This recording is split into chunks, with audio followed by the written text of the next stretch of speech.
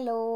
അപ്പോൾ നമ്മുടെ HSC എക്സാമൊക്കെ കഴിഞ്ഞു അല്ലേ? എല്ലാവരും എന്താണ് അടുത്തൊരു ഘട്ടത്തിന് വേണ്ടിയിട്ട് വെയിറ്റ് ചെയ്തുകൊണ്ടിരിക്കുകയാണ് അല്ലേ? എന്താണ് ഇൻ്റർവ്യൂവിന് വേണ്ടിയിട്ട് അല്ലേ?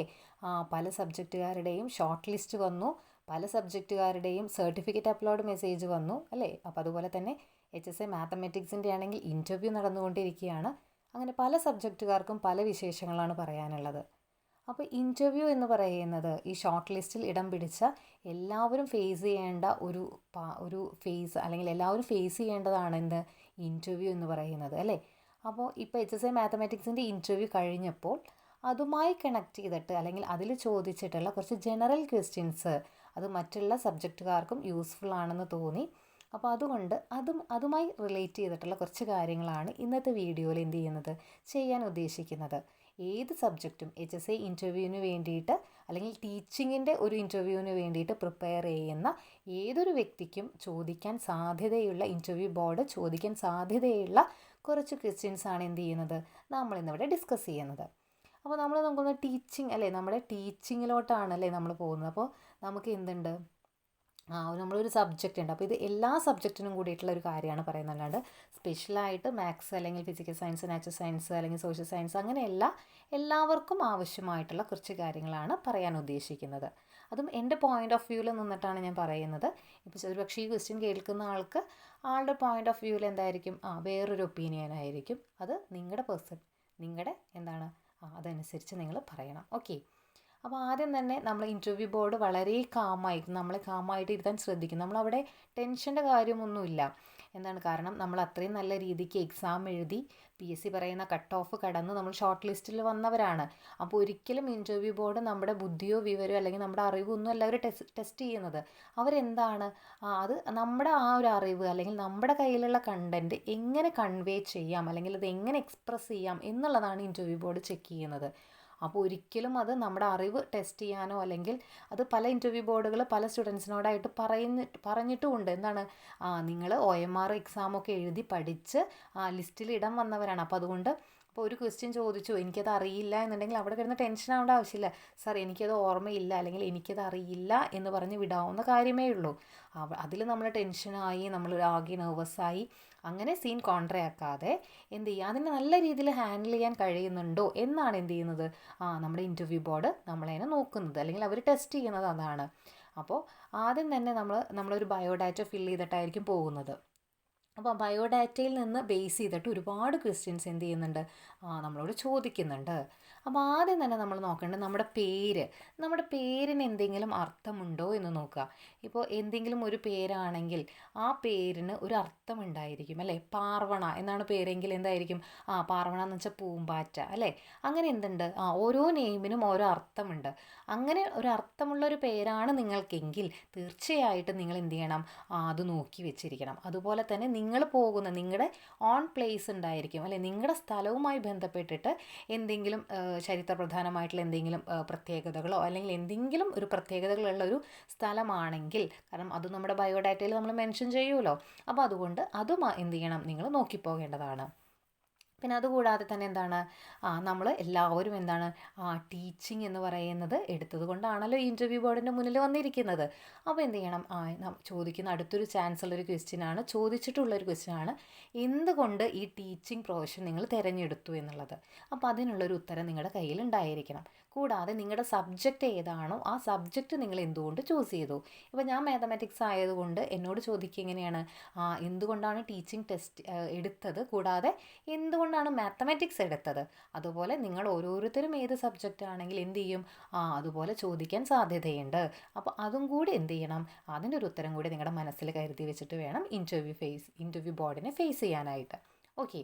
പിന്നെ അതുകൂടാതെ നമ്മൾ ചിലപ്പോൾ നമ്മൾ ഓൺ ഡിസ്ട്രിക്റ്റ് അല്ലേ, നമ്മൾ ജനിച്ചു വളർന്ന അല്ലെങ്കിൽ നമ്മളിപ്പോൾ നിലനിൽക്കുന്നത് ഒരു ജില്ലയിലാണെങ്കിലും എക്സാം എഴുതിയിരിക്കുന്നത് വേറൊരു ജില്ലയിലാണ്.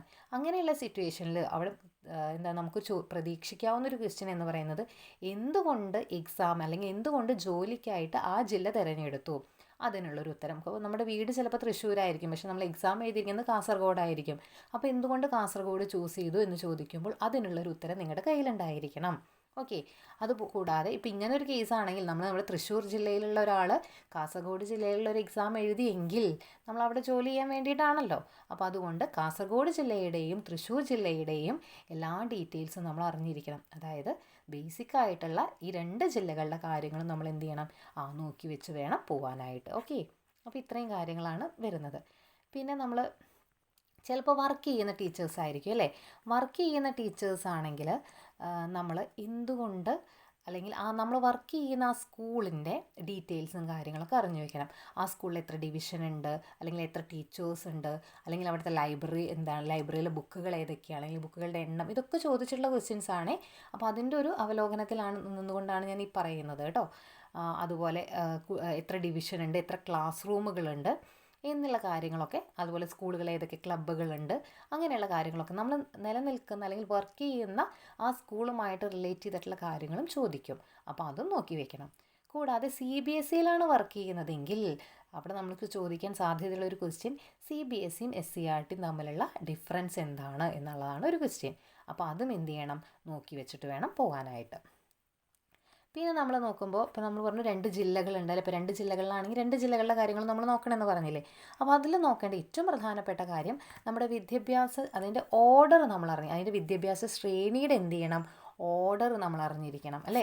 എന്തൊക്കെയാണ്, ആദ്യം എഡ്യൂക്കേഷൻ മിനിസ്റ്റർ അല്ലേ, ഏറ്റവും മുകളിൽ എഡ്യൂക്കേഷൻ മിനിസ്റ്ററാണ്, താഴെ സെക്രട്ടറി ഓഫ് ജനറൽ എഡ്യൂക്കേഷനാണ്, അതുപോലെ director of general education, deputy director of education അതായത് DDE എന്ന് പറയുന്നത്, then district education officer DEO, assistant education officer AEO, head master, അതുപോലെ ടീച്ചേഴ്സ്. ഇതാണ് അതിൻ്റെ ഒരു ഓർഡർ എന്ന് പറയുന്നത്.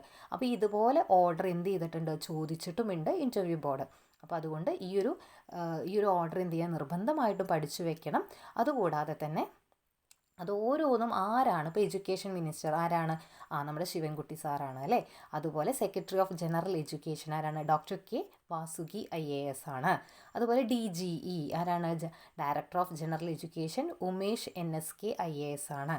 പിന്നെ അതുപോലെ എന്താണ്, ഓരോ ജില്ലയിലും ഏതുണ്ട്, ഓരോ DDEമാരുണ്ട്. അപ്പോൾ നമ്മുടെ ജില്ലയുടെയും അതുപോലെ നമ്മൾ എക്സാം എഴുതിയ ജില്ലയുടെയും DDE ആരാണെന്നൊക്കെ നമ്മൾ നോക്കിപ്പോകണം കേട്ടോ. പിന്നെ DEO ഉണ്ട്, പിന്നെ AEO, അതൊക്കെ ഉള്ളതെന്ന് ആലോചിച്ച് വെക്കണം.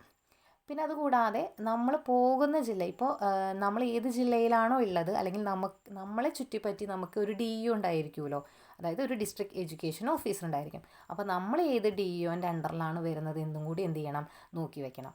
അതുപോലെ തന്നെ വിദ്യാഭ്യാസ ജില്ലകൾ 41 എണ്ണമുണ്ട്, അതിൽ ഉപജില്ലകൾ 163 എണ്ണമുണ്ട്, റവന്യൂ ജില്ലകൾ 14 എണ്ണമുണ്ട്. ഇത്രയും കാര്യങ്ങൾ എന്ത് ചെയ്യണം, ഒന്ന് ഓർമ്മിച്ച് വെക്കണം. അതുകൂടാതെ തന്നെ എന്ത് വേണം, ഓരോരുത്തരുടെയും ഡ്യൂട്ടീസ് മനസ്സിലാക്കി വെക്കണം. ഇപ്പോൾ DEOയുടെ ഡ്യൂട്ടി എന്താണ്, AEOൻ്റെ ഡ്യൂട്ടി എന്താണ്, അതുപോലെ ഹെഡ് മാസ്റ്ററുടെ ഡ്യൂട്ടി, അതുപോലെ DDEയുടെ ഡ്യൂട്ടി, ഇതൊക്കെ എന്താണെന്ന് ചോദിക്കുന്നുണ്ട്. അപ്പോൾ അതെല്ലാം കൂടി എന്ത് ചെയ്യണം, അറിഞ്ഞു വെച്ചിട്ട് വേണം പോകാനായിട്ട്. ഓക്കെ.